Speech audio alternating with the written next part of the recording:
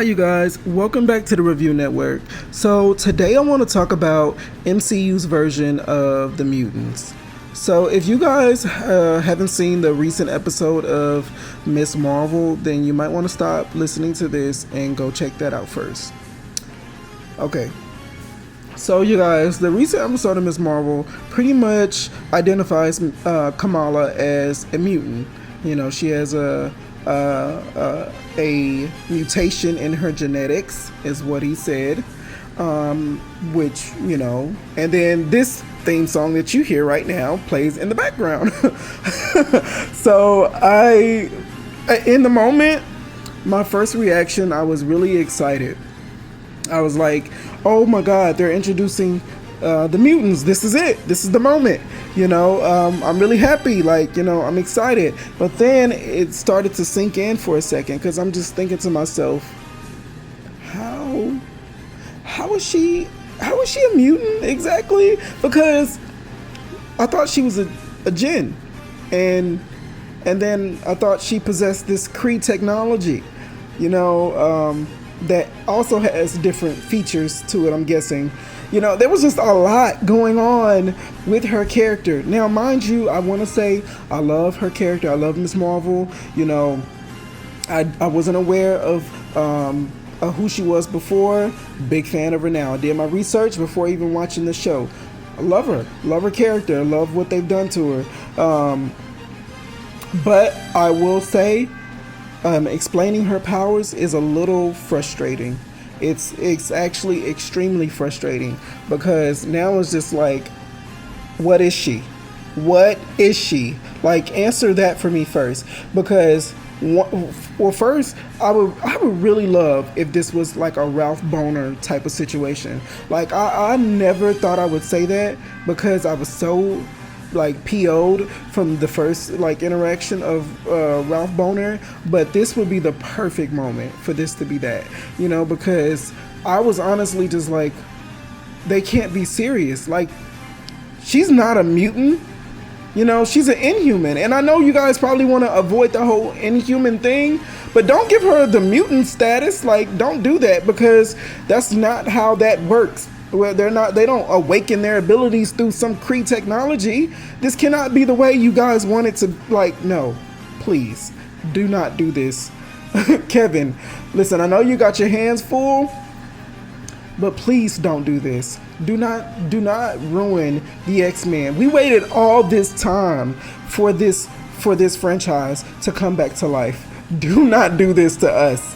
Us, like hardcore X-Men fans, please, we're begging you. This is not what we want. Listen, I would be okay with this, you know, whole mutant thing for Kamala if it wasn't for the fact that we spent the entire show focusing on her being a djinn and the clandestines and all of this stuff, you know, that is just like, what was the point in any of it?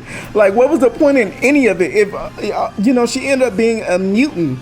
Like, so is she a djinn? Can djinns be mutants too? It's a lot to think about. Like, and then the Kree technology. Like, are we gonna get into that? Like, what is?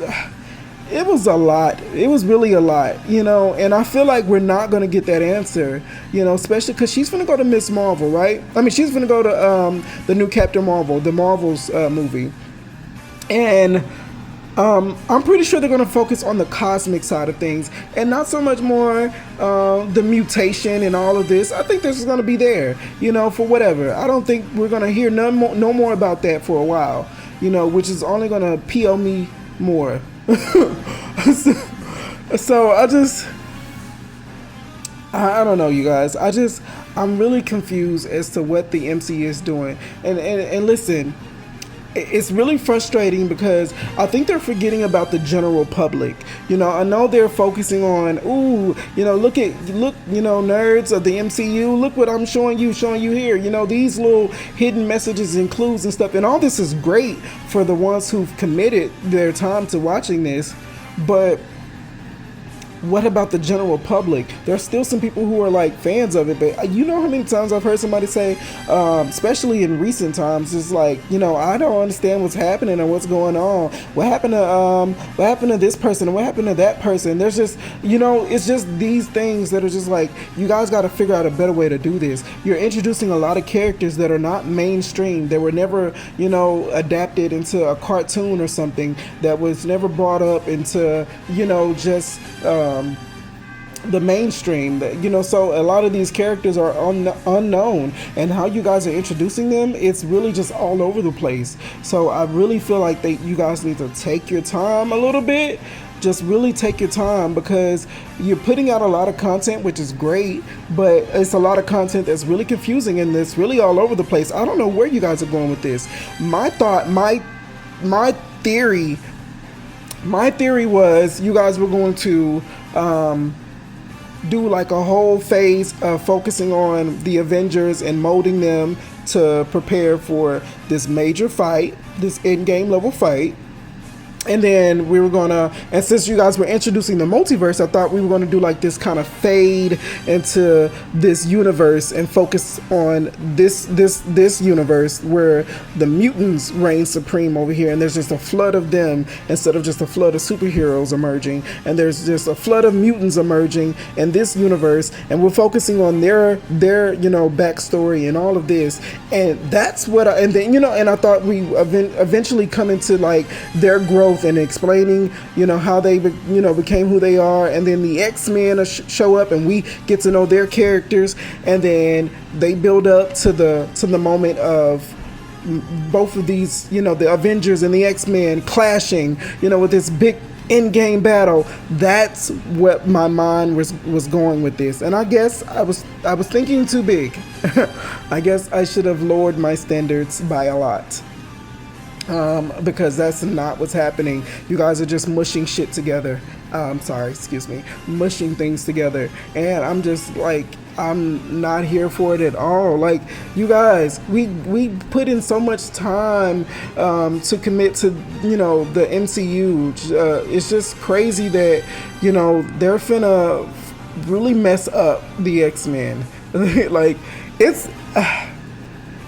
I don't want to believe that, but it's just like, what else can they do now? Like, they had already introduced mutants in the 616. Like, this is happening. Like, she's developed a mutation. I mean, she has a mutation, and it's frustrating, because it's just like, now there's no going back on that. You said it already. With the and then you added the X-Men theme song to it to just make sure, just in case we didn't hear him, you wanted to add the theme song to it. It just was a lot, and I was just like, I can't believe they did this. And now we got to sit here and wait and see what they're gonna do, because maybe they still will bring in the X-Men or the mutants from a different universe, but it's just like, explain Kamala. Like, so are there mutants in this world too? Like, I don't know. It's just, it's really confusing. It's really confusing, and I don't like none of it. You guys, we put so much time into this. So much time. And then when you think of the X-Men's backstory, you think of the LGBT movements, the civil rights movements, the Malcolm versus Martin, these people that are discriminated against, coming together to create this bond of just trying to prevail even in the hardest of times. Like, this is what that was supposed to be. We're supposed to see this. I would even love to see the cinematography change. Like, give us a different visual of just what we're seeing on the big screen, instead of this flashy, image, this crisp, clear movie. Give us something like Logan. Oh my God! If